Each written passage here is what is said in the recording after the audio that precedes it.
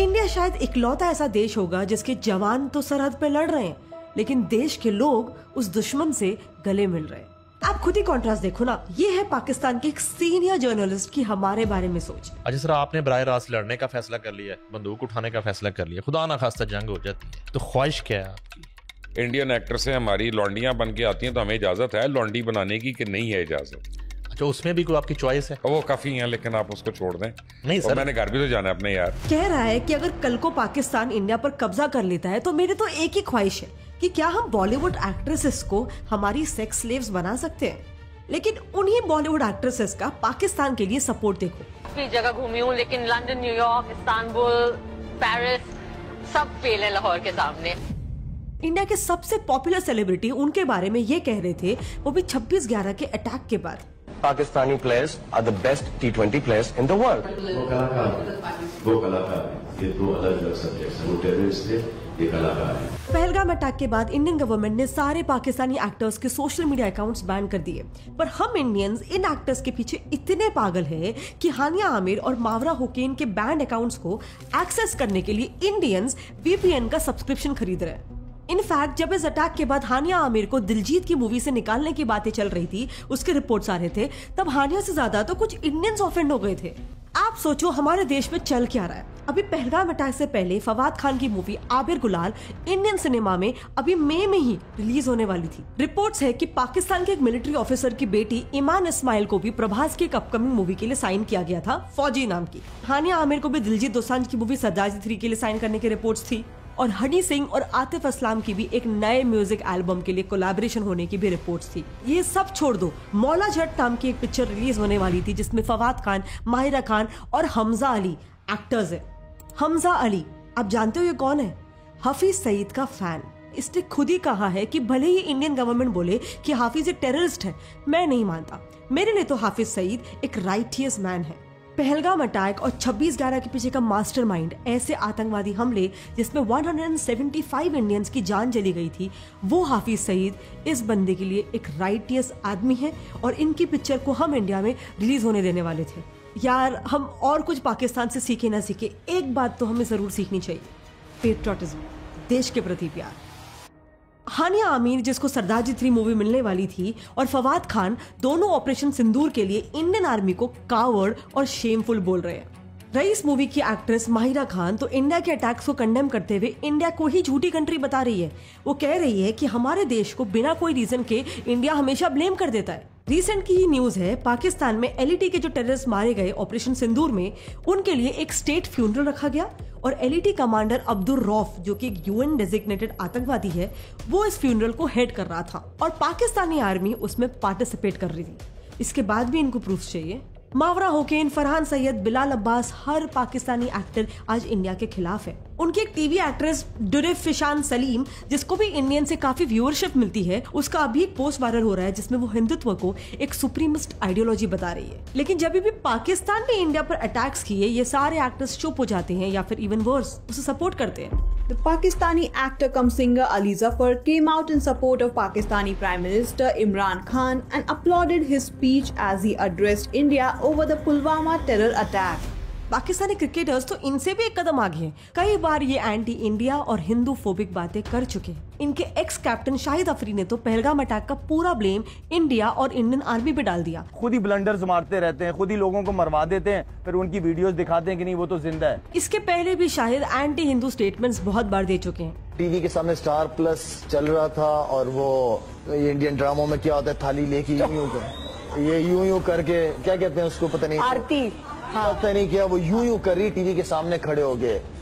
तो मैंने यूं करके देखा तो मैं पता नहीं क्या हुआ कि मैंने यूं करके दीवार के अंदर ही टीवी कर दिया।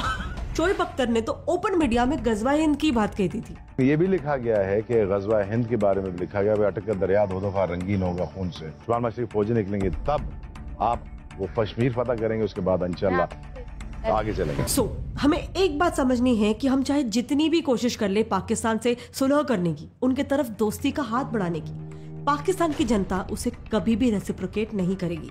और इसके पीछे एक बड़ा रीजन है, आप पाकिस्तान का हर एक सिस्टम ले लो, मीडिया, उनकी फिल्म इंडस्ट्री, एजुकेशन सिस्टम और इवन उनका पॉलिटिकल सिस्टम, सब कुछ कंप्लीटली हेट फॉर इंडिया पे ही बेस्ड है। ये United states commission on international religious freedom की ऑफिशियल रिपोर्ट है जिसका टाइटल है टीचिंग इंटॉलरेंस इन पाकिस्तान। इस रिपोर्ट में यूएस ने पाकिस्तान के स्कूल के टेक्स्ट बुक्स को स्टडी किया जो पूरी की पूरी हिंदू और इंडियन हेट से भरी हुई थी। फॉर एग्जाम्पल क्लास 7 की टेक्स्ट बुक में क्लियरली लिखा हुआ है कि आजादी के वक्त हिंदूज मुसलमानों के दुश्मन थे, हिंदुस्तानी पूरे भारत को ऑक्यूपाई करके मुसलमानों को उनका गुलाम बनाना चाहते थे। क्लास 8 की बुक में तो उन्होंने लिखा है कि हिंदूज मुस्लिम्स को एलिमिनेट करना चाहते थे और ये आज तक चल रहा है। उनकी टेक्स्ट बुक्स में इंडियन इंडिपेंडेंस मूवमेंट को भी हिंदू इंडिपेंडेंस मूवमेंट करके बताया है और सारे बुक्स में INC Indian national Congress party Hindus की थी और उन्होंने पूर्ण स्वराज इसलिए डिक्लेयर किया था क्योंकि वो अपना पूरा हिंदू देश चाहते थे। गांधी जी भी हिंदूज के लिए लड़ रहे थे। ऐसी बातें लिखी हुई है। इंटरनेशनल रिपोर्ट्स का डेटा छोड़ो, पाकिस्तानीज खुद कह रहे हैं कि उनके बच्चों को स्कूल में पढ़ाया जाता है कि उन्हें हिंदूज को देखकर मार देना चाहिए। अपना देखे तो सही, आप पढ़ा के आ रहे हैं मदारिस में, स्कूलों में। मेरे बच्चे स्कूल से जब आते हैं अजीबो गरीब किस्म के सवाल करते हैं। एक सवाल मेरे बच्चे ने मुझसे किया था, तो मुझे तो स्कूल में टीचर कह रहे थे आपके यहाँ सिंध में हिंदू होते हैं तो आप उनको मार क्यों नहीं देते। हमारी एजुकेशन सारी हिंदू और सिखों की नफरत के ऊपर बेस है। मुतालिया पाकिस्तान देखे हिंदू ये था, गांधी ये थे, सिख ये थे। पाकिस्तानी हिंदूज भी कह चुके हैं कि उनके टेक्स्ट बुक्स में किस तरीके का एंटी इंडिया प्रोपेगेंडा पढ़ाया जाता है। मेरे पास मुताला पाकिस्तान बुक है और पेज नंबर 33 पे ये लिखा हुआ है, इंसानियत दुश्मन हिंदुओं और सिखों ने हजारों बल्कि लाखों औरतों, बच्चों, बूढ़ों और जवानों की इंतहाई बेदर्दगी और संगदिली से कत्ल किया और बेआबरू किया। अपने भांजे ने मतलब स्कूल में उसको पढ़ाया गया कि काफिर का मतलब बुतों की पूजा करने वाला। इनकी किताबों में इन्हें कम्प्लीटली ऑल्टर्ड हिस्ट्री सिखाई जा रही है। तभी तो इंडिया में जहां बच्चों का सपना होता है कि हम बड़े होकर पढ़ लिख कर डॉक्टर इंजीनियर बनेंगे, पाकिस्तानी बच्चों का स्कूल से ही सपना होता है इंडिया को कैसे भी करके खत्म करना। When I will grow up, I will be army and save Pakistan and destroy India. कि वो गंदे लोग होते हैं। क्यों गंदे लोग होते हैं? कैसे होते हैं? क्या करने से लोग गंदे होते हैं? वो पूजा करते हैं, वो पूजा करते हैं, बुरी बात है। हम नमाज पढ़ते हैं, नमाज करना अच्छी बात होती है। इस वीडियो में पाकिस्तानी बच्चे बता रहे हैं कि कल को जब पाकिस्तान इंडिया पर कब्जा कर लेगा तो उसके बाद वो हमारे देश में आकर क्या क्या करेंगे। इंडियन आर्मी को हम गलियां साफ करने में लगा देंगे। कितना मजा आएगा जब हम दिल्ली गेट पर गाय के कबाब खाएंगे, ताजमहल पर जश्न तकमील पाकिस्तान मनाएंगे। एंड आजकल तो पाकिस्तान में इंडियंस के खिलाफ रेसिज्म भी काफी बढ़ चुका है। BBC का एक पाकिस्तान पे आर्टिकल है जिसमें पाकिस्तानी खुद को इंडियन से रेशियली डिफरेंट बता रहे हैं। इसी बीच एक पाकिस्तानी यूट्यूबर का भी वीडियो वायरल हो रहा है जिसमें वो गेस्ट के साथ बैठ के प्रियंका चोपड़ा को मेड बुला रहे हैं उसके डार्क कॉम्प्लेक्शन की वजह से। एक बंदी आके यहाँ बैठ गया, वो आपस में बात कर रहे, तो मैं आगे हूँ पीछे हूँ, मैं कहा मैं कहाँ जाऊँ। थोड़ी देर बाद उठ के चलेगी, मैं कौन मेड है क्या है, मैं कौन थी? प्रियंका चोपड़ा बैठी हुई थी। मेरा सारा जो क्रश वगैरह सब कुछ था ना, वो आपने कहा काला नमक चाट लूं, भाड़ में है। Next movies. यही बच्चे जब पिक्चरें देखते हैं तब उनमें भी यही सिखाया जाता है। जिस फवाद खान को इंडिया में ह्यूज पॉपुलैरिटी मिली, मल्टीपल बॉलीवुड प्रोजेक्ट्स मिले विद टॉप सेलिब्रिटीज, उसकी एक सीरीज दास्तान बनी है 1947 इंडिया पाकिस्तान पार्टीशन पर। लेकिन इस सीरीज ने इंडियंस को, हिंदूज को पार्टीशन का सबसे बड़ा विलन बता दिया। एक एपिसोड में सिख्स और हिंदूज मुस्लिम घरों पर जाकर हमला कर देते हैं, सारे आदमियों को मार डालते हैं और उनकी वाइफ्स का रेप करते हैं। और इनमें से एक रेप करने वाले का नाम इन्होंने बराबर राम रखा है। आइडिया देखो, ये इंडियन आर्मी को तक अपनी मूवीज में रेपिस्ट और वुमेन अब्यूजर बताते। वरना मैं भी तुम्हारे साथ मिलकर इन मुसलमान छोकरियों के जिस्म से खेलता। जबकि पूरी दुनिया जानती है कि पाकिस्तानी आर्मी ने बांग्लादेश लिबरेशन के दौरान 2 से 4 लाख बंगाली औरतों का मास रेप किया था, जिसके खिलाफ ही हमारी इंडियन आर्मी लड़ रही थी। इनफैक्ट इनकी अभी रिसेंट की ही मूवी वार में दिखाया है कि इंडिया कश्मीर में टेररिस्ट अटैक्स करवा रहा है और पाकिस्तानी फोर्सेस इंडियन टेररिस्ट से कश्मीर की जनता को बचा रही है। The team also killed this man, Sanjay Bharadwaj, a first contact low-level raw operative. Our intelligence sources indicate that a high-level independent contractor has been hired to carry out one of the biggest terrorist attacks in the history of Pakistan. ऐसे movies से जो completely झूठ पर आधारित है, Pakistanis का perspective यही shape होता है कि दुनिया में उनका सबसे बड़ा दुश्मन है भारत और वहाँ के हिंदूस। इसीलिए मेरा नेक्स्ट पॉइंट है पाकिस्तान के पॉलिटिकल सिस्टम्स। ये तो सब जानते हैं कि पाकिस्तानी आर्मी का पाकिस्तानी पॉलिटिकल सिस्टम पर पूरा कंट्रोल है, चाहे वहाँ पे कोई भी पीएम हो। इसीलिए वहाँ की जनता में एंटी इंडिया हेट इतना डीपली इंडोक्ट्रिनेटेड है कि वहाँ आज तक एक भी प्रो इंडिया लीडर जीता ही नहीं है। वो लीडर जो इंडिया से दोस्ती की, सुलह करने की बात करे, वो उनके पॉलिटिक्स में टिक ही नहीं सकता है। इमरान खान हो या शहबाज शरीफ, सब ने एंटी इंडिया बातें करके ही वोट्स बटोरे हैं। मोदी का जो यार है वो देश का गद्दार है, ऐसी बातें करके तो वहाँ इलेक्शंस जीते जाते हैं, लेकिन जैसे ही कोई प्रो इंडिया बातें करने लगे उस पर अटैक्स होने लगते हैं। सेम चीज इमरान खान के साथ भी हुई ना, जब वो इंडिया की तारीफ करने लग गया था। ये फॉरेन मिनिस्टर को उन्होंने कहा कि रूस से तेल ना खरीदो, उसने आगे से कहा तुम कौन होते हो मैं कहने वाले, यूरोप खरीद रहे तेल उनसे, हमारे लोगों की जरूरत है, हम खरीदेंगे। ये होता है आजाद मुल्क। वो इलेक्शन से हार गया और पावर में आ गया शहबाज शरीफ, जो आज आर्मी के कहने पर इंडिया से वॉर वेज करने को तैयार है, जबकि पूरी दुनिया जानती है कि पाकिस्तान ये वॉर अफोर्ड ही नहीं कर सकता है। And last but not the least, in fact सबसे इंपॉर्टेंट बात, पाकिस्तान का फाउंडेशन, टू नेशन थ्योरी, खुद ही एक ऐसे बिलीफ पर बेस्ड है कि वो लाइफ के हर एक पॉसिबल एस्पेक्ट में हिंदू से बहुत ज्यादा डिफरेंट है। Well, our forefathers they thought that we are different from the Hindus in every possible aspect of life. Religion, culture, tradition, thoughts, ambitions, Pakistanis का मानना है कि इन सारे एस्पेक्ट्स में हमारा और इंडियन हिंदूज का कोई मेल ही नहीं है। Our religion is different, our customs are different, our traditions are different, our thoughts are different, our ambitions are different. That was the foundation of the two nation theory that was laid there. That we are two nations, we are not one nation. अब इसके विपरीत अगर हम हमारे देश की foundation की बात करें, वैल्यूज की बात करें, तो हमें तो बचपन से ही सिखाया गया है कि धर्म एक विश्वास हो सकता है, लेकिन इंसानियत हमारी पहचान है। हमारे स्कूल्स के प्रेयर्स में भी हमें सर्वधर्म संभव की सीख दी गई है। हमें बताया गया है कि हर एक धर्म एक समान है और हमें सबकी इज्जत करनी है। हिंदू, मुस्लिम, सिख, ईसाई, इंडिया में हम सबको मिलकर रहना है। हमारी डाइवर्सिटी हमारी कमजोरी नहीं, हमारी ताकत है।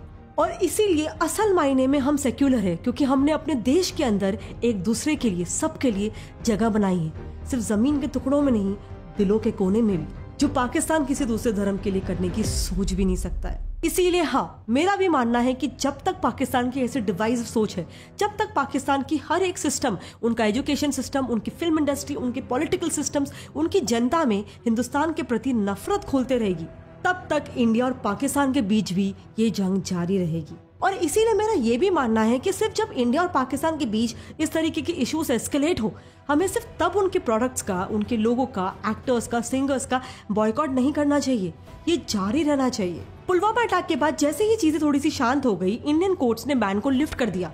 क्या रीजन देकर? पेट्रियोटिज्म यानी कि देशभक्ति किसी दूसरे देश के खिलाफ नफरत दिखा के आप प्रूव नहीं कर सकते हो, स्पेशली अपने पड़ोसी देश के खिलाफ। And I agree with this, लेकिन ये चीज सिर्फ तब तक सही है जब तक आपका पड़ोसी देश पाकिस्तान नहीं है। इंडिया ने सेल्फलेसली एक दो बार नहीं, कई बार पाकिस्तान की तरफ दोस्ती का हाथ बढ़ाया है, but Pakistan has always betrayed India. 1947 India partition से उभरा भी नहीं था कि पाकिस्तान ने तुरंत इंडिया पर वॉर वेज करके जम्मू कश्मीर के इन हिस्सों पर कब्जा कर लिया। लेकिन फिर भी फ्रेंडशिप और पीस का हाथ बढ़ाते हुए इंडिया ने एसेट डिवीजन अग्रीमेंट के तहत पाकिस्तान को 75 करोड़ रुपीस ट्रांसफर कर दिया। गांधी जी ने तो इसके लिए भूख हड़ताल तक रखी थी, पर इसके बदले में पाकिस्तान ने हमें क्या दिया? 1965 का war, bleed India with 1000 cuts की पाकिस्तान की पॉलिसी जो आज तक जारी है, और उनके नेताओं ने इंटरनेशनल फोरम्स पे भारत के खिलाफ 1000 साल का वॉर डिक्लेयर कर दिया। They are a part of the people of Pakistan. We will wage a war for 1000 years. Next, इस सब के बावजूद 1999 में हमारे पीएम अटल बिहारी वाजपेयी जी ने खुद बस से लाहौर तक की यात्रा की और पाकिस्तान की तरफ दोस्ती का हाथ बढ़ाया। पर फिर उसी साल इसके कुछ महीने बाद ही Pakistan betrayed India once again, Kargil war. फिर 2001 में इंडिया ने परवेज मुशर्रफ को आगरा बुलाया पीस डिक्लेयर करने के लिए, पर अगेन उसी साल क्या हुआ? Parliament attack. अगेन 2008 में भी हम पाकिस्तान के साथ पीस टॉक्स कर रहे थे और इसके बदले हमें क्या मिला? 26/11 का Mumbai attack. And as latest as in 2016 पिछला सब कुछ भुलाकर फिर से दोस्ती का हाथ बढ़ाने के लिए 2016 में पीएम मोदी भी लाहौर चले गए थे। लेकिन इस विजिट के भी सिर्फ कुछ हफ्तों बाद ही पाकिस्तान ने पठानकोट पर अटैक कर दिया। बट इस बार ये अटैक इंडियन गवर्नमेंट का पाकिस्तान के प्रति एक मेजर पॉलिसी शिफ्ट था, इंडिया के इतिहास का एक टर्निंग पॉइंट था। पठानकोट हमले के बदले भारत ने बालाकोट एयर स्ट्राइक्स कर दिए और पाकिस्तान को एक क्लियर मैसेज दिया कि ये नया भारत सिर्फ अमन और शांति की नहीं बल्कि उसी अमन और शांति के लिए घुसकर मारने की भी ताकत रखता है।